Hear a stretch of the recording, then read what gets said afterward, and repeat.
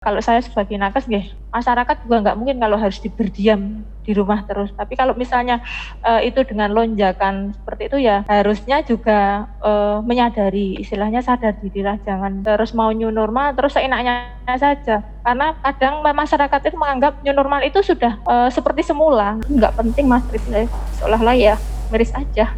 Kenapa nggak sebanding dengan jerih payah kami yang dihadapi.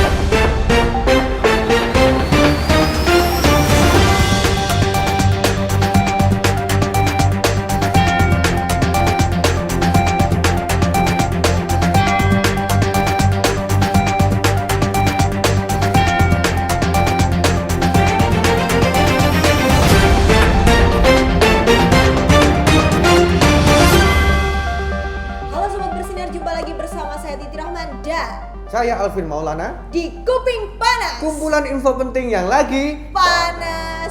Oke, sebelum kita bahas, jangan lupa kalian subscribe, like, dan komen di YouTube kami biar kita banyak sekali yang komentar atau memberikan masukan. Ya, benar saran-saran sekali. yang positif kepada kita. Karena bersama. kita juga membutuhkan saran-saran yang membangun. Benar sekali. Oke, spesial hari ini kita akan membahas dengan garda terdepan COVID-19 di Kabupaten Klaten. Siapakah dia? Penasaran?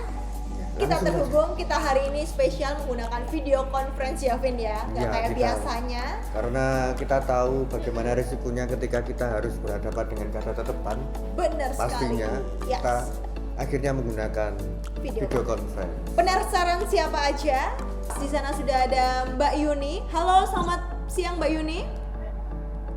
Halo, selamat siang. Mana kabarnya Mbak Yuni? Alhamdulillah sehat, baik. Semangat terus ya Mbak dalam pandemi ini, karena Mbak dan kawan-kawan dari Nakes adalah garda terdepan untuk mengatasi pandemi ini. Terima kasih. Kita cuma bisa mendukung dari belakang seperti ini. Dan bisa Oke. mendoakan nih Mbak Oke. Yuni. Iya, semoga sehat semuanya ya. Amin. Ya, Sudah amin. berakhir pandeminya. Amin. Amin. Mbak Yuni udah berapa lama nih jadi perawat? Kalau jadi perawat ya sudah lama ya, karena lulus tahun 2003, terus kemudian ikut magang di salah satu rumah sakit di swasta di Solo, kemudian ikut kerja Bapak di Batam, terus kembali lagi ke Batam setahun lah, kurang lebih setahun di sana, terus kembali lagi ke Klaten di rumah sakit swasta juga, kembali ke Solo, terus kemudian daftar coba-cobalah daftar PNS, keterima, terus dapat SK kerja di Bagas Waras mulai 2015 sampai sekarang. Oh, berarti Alhamdulillah. sekitar ada berapa Iya. tahun itu? Dari Udah 2003 lama ya Mbak? Udah lama 2003, banget ya, Mbak, ya. 2003. Sudah tua, golongan tua. Oke Mbak Yuni, ini kan Ya. masa COVID-19, sebelumnya pernah nggak sih merawat pasien yang lebih serius, mungkin lebih dari COVID ini sebelumnya? Atau COVID ini yang bener-bener paling serius yang Mbak Yuni rawat? Kalau pernah merawat pasien yang serius, pernah ya. Sebelumnya kan saya sebelum di ruang ditempatkan di Bagas Waras dulu, pertama kali saya gabung jadi perawat di ruang ICU sebagai pelaksana, ya otomatis di ruang ICU itu ya menangani pasien yang lebih kritis daripada yang ada di bangsa COVID ini. Perasaan pertama kali ketika ada kasus pandemi, terus kemudian Mbak Yuni sebagai orang yang paling depan dalam merawat, bagaimana perasaan pertama kali? Apakah takut atau bagaimana? Pertama kali merawat pasien yang COVID awalnya takut ya, karena COVID itu bisa penyakit yang bisa membunuh. Nah, penularannya begitu dengan mudahnya lah. Awalnya pertama kali takut karena kan kita belum dibekali dengan protokol-protokol yang belum kita kuasai, tapi akhir lambat laun kita dengan protokol-protokol yang sudah disediakan rumah sakit, dengan pembekalan dari dokter-dokter dan para tim COVID, ya mau tidak mau ya kita harus menjalaninya dengan ikhlas, biar kalau pekerjaan dijalankan dengan ikhlas, insya Allah juga nanti hasilnya juga akan menuai dengan kebaikan. Itu aja. Amin. Sudah berkeluarga Mbak? Ya bos mau. Sudah beranak 2. Sudah beranak 2? Bagaimana perasaan ketika pertama kali terus kemudian pulang gitu loh Mbak? Pertama kali memang awalnya takut ya, karena saya kan masih satu rumah dengan keluarga saya. Iya. Nah, di rumah itu ada anak kecil. Saya kan anaknya masih yang kecil itu masih umur mau 6 tahun lah ya, otomatis kan takut. Dengan orang tua saya juga masuk lansia juga, jadi kan wah mereka berdua ini resiko juga ya, orang lansia dengan anak kecil. Jadi awalnya pulang itu takut nanti kayak saya pembawa virus menulari anak dan orang tua saya, awalnya seperti itu. Tapi dengan prosedur yang kita terapkan di rumah sakit, sebelum kita pulang kita mandi dulu. Sebelum misalkan kita habis kontak ke pasien, kita mandi, terus nanti sampai rumah lagi kita mandi. Nah, terus selama kita bekerja kita selalu menggunakan prosedur prinsip protokol kesehatan yang telah ditentukan dengan APD yang sudah disediakan dan sebagainya. Insya Allah selama ini aman saja. Ya, tapi masih ada tentunya ya rasa khawatir, meskipun kita sudah sesuai dengan protokol kesehatan, itu masih ada ya Mbak rasa khawatir untuk ketemu dengan anak dan keluarga. Iya, gitu. iya ada sih Mbak. Dulu ke awal-awalnya itu suami anak saya sampai suruh tinggal di rumah mertua saya. Pasti nggak ketemu saya dulu. Awal-awalnya seperti itu sih, sempat was-was. Di sini alhamdulillah pasien yang kami rawat kondisinya cukup stabil ya Mbak ya. Jadi kita masih diberi kemudahan lah dalam merawatnya, dalam menghandle dalam perawatannya, karena selama ini pasien kami masih cukup stabil semua. Jadi ya enjoy aja dalam merawatnya. Ketakutan kalau wah nanti kalau kita mendapatkan pasien yang kondisinya jelek, gimana ya, kita harus pakai hazmat yang harus sampai berjam-jam. Padahal kalau mengenakan hazmat itu 1 jam aja kita sudah kayak mandi sauna itu loh Mbak, jadi bener-bener gerah gitu. Nah bayangannya itu, terus gimana nanti misalkan dapat pasien yang jelek ini nah itu. Tapi alhamdulillah selama ini kita jalanin, pasien yang kami rawat di Bagas Waras kondisinya stabil, ya sudah jalan dengan baik saja perawatannya. Kan ada di Bagas Waras tuh ada kegiatan kayak mancing begitu, itu boleh diceritakan Mbak? Pasien COVID bisa melakukan kegiatan yang sangat seru untuk masa pemulihannya. Itu salah satu program untuk mengurangi yang pertama tingkat kebosanan pasien. Jadi kan kalau pasien itu bosan otomatis stres itu bisa menurunkan daya imun tubuh. Jadi harapan dari tim rumah sakit kami yang dikelola oleh rumah sakit bersama dokter juga, DPJP selaku DP juga menganjurkan kita adakan program biar refreshing lah, intinya refreshing, bisa lihat udara bebas di luar, rakyatan nanti kita ajak jalan-jalan di taman belakang, senam sama kegiatan memancing itu.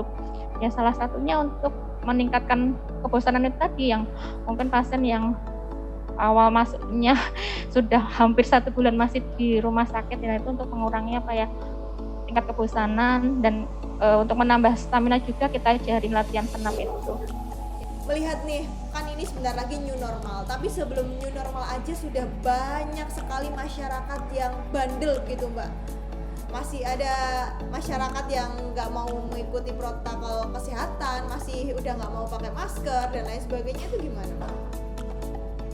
Iya, merasa miris ya, ngelus jodoh, karena kita yang di garda depan aja kita sudah berusaha bersama mungkin perawat, dokter dan tenaga nakes lainnya merawat mereka dengan sungguh-sungguh, tapi ada juga yang mungkin masyarakat yang masih menyepelekan, nggak penting masker, seolah-olah ya miris aja.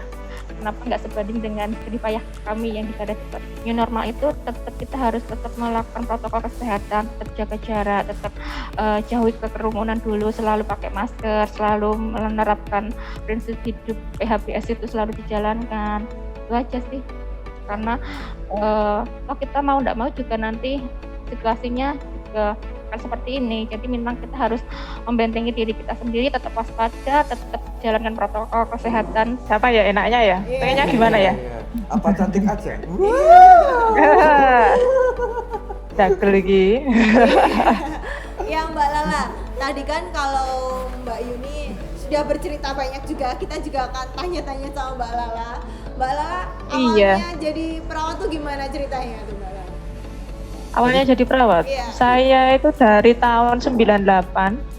Halo? Wah, Ya, 98. Bener ya? Lebih senior dari Mbak Yuni. Iya. Oh, Enggak. Saya itu kalau saya berawal dari sekolah perawat dulu. Kalau Mbak Yuni kan dari D3. Ya. saya dulu malah dari dedengkotnya dulu sebelum ada akper. Nah, saya masuk di SPK, sekolah perawat. Sekarang sudah nggak ada. Tahun 2008 saya kerja di CIH Jogja. Iya. Di Jadi CIH pengalamannya Jogja. udah banyak banget nih ya Mbak Lala ya. Sampai Berarti termasuk perawat senior di RSD Bagaswara sih, Pak? Kalau untuk perawatan COVID itu kan itu termasuk itu penyakit baru ya, Iya. penyakit baru.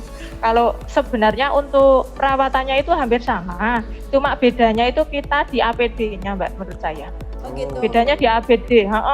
Jadi untuk perawatan ke pasien, menurut saya protokolnya aja yang berbeda. Kalau misalnya perawatannya ya hampir sama dengan pasien-pasien umum yang lainnya. Nah, seperti itu. Jadi kalau saya nggak begitu bermasalah. Cuma kan karena itu di ruang isolasi, jadi kan Tegang gitu agak ya. agak ribetnya pakai APD dulu, harus lengkap dulu. Kalau misalnya di bangsal biasa atau ruangan biasa itu kan kita langsung bisa memantau pasiennya. Tapi kalau di sini kan ya nggak bisa. Ya begitulah. Bagaimana perasaan pertama kali Mbak ketika harus merawat pasien positif terus kemudian harus pulang gitu? Karena di sini saya habis ke pasien itu kan langsung mandi, dan di rumah kan disemproti dulu dan habis itu mandi lagi dan berjemur. Nah, seperti itu. Jadi ya ada rasa takut itu ada, tapi saya yakin aja yang kalau saya itu banyakin doa. Mudah-mudahan apa yang kita lakukan itu menjadi ibadah dan penyakit itu tidak menularkan pada saya dan keluarga saya. Itu aja. Ya, amin. Pasrah yakin, gitu. Karena kita persiapan new normal. Lah, baru persiapan aja sudah ada pelonjakan kasus positif di Kabupaten Klaten. Bagaimana pendapat Mbak ketika harus dipaksakan ke new normal sebagai nakes? Kalau saya sebagai nakes, masyarakat juga nggak mungkin kalau harus berdiam di rumah terus. Tapi kalau misalnya itu dengan lonjakan seperti itu ya harusnya juga menyadari, istilahnya sadar diri lah, jangan terus mau new normal terus seenaknya saja. Karena kadang masyarakat itu menganggap new normal itu sudah seperti semula. Curahan hati nih mungkin bisa disampaikan kepada anaknya Mbak Lala juga, ataupun ingin disampaikan kepada masyarakat bagaimana sih sebenarnya ini loh COVID tuh bukan main-main gitu. Apa yang akan disampaikan Mbak Lala untuk himbauan lah pada masyarakat atau pesan-pesan juga boleh, silakan Mbak. Kalau pesan saya, menurut saya COVID itu sebenarnya itu penyakit yang itu penularannya lewat virus ya itu, dan kalau daya tahan tubuh kita turun, nah itu kan penyakit itu akan gampang datang, dan penularannya kan juga lewat airborne ya Mbak. Nah, airborne ataupun droplet. Jadi yang penting masyarakat jangan, istilahnya kalau menurut saya jangan takut dengan COVID, tapi harus tetap selalu hati-hati dan waspada. Jadi intinya jangan menyepelekan itu penyakit. Memang itu penyakit ada dan penyebarannya juga cepat sekali ya, seperti itu. Jadi intinya tetap terapkan untuk protokol kesehatan dimanapun kita berada. Salam semangat untuk tim nakes di RSDW dimanapun Anda berada, tetap jalankan protokol kesehatan dan tetap kompak selalu. Ya, Oke. mantap. Dan terima kasih Mbak Lala hari ini. Mungkin ada yang mau disampaikan lagi, apakah cukup? Cukup. Ya, lain waktu kalau sudah normal kita ketemu ya Mbak Lala ya. Ya, mudah-mudahan. Ya, terima kasih Mbak Lala. Semoga semuanya sehat. Nakes di sana semua juga dilindungi. Amin. Semoga kasusnya di Kabupaten Klaten juga tidak melonjak tapi malah menurun ya. Dan siapa tahu bisa nol dan normal ya Mbak ya. Amin. Terima kasih, sampaikan salam juga buat Mbak Yuni tadi, terima kasih. Dan terima kasih untuk Sobat Bersinar yang ada di rumah. Jangan lupa kalian subscribe, like, dan juga komen di bawah ini, karena kita akan selalu menayangkan konten-konten yang positif di Kuping Panas ini. Terima kasih dan sampai jumpa di Kuping Panas. Kumpulan info penting yang lagi Panas. Bye-bye, sampai jumpa.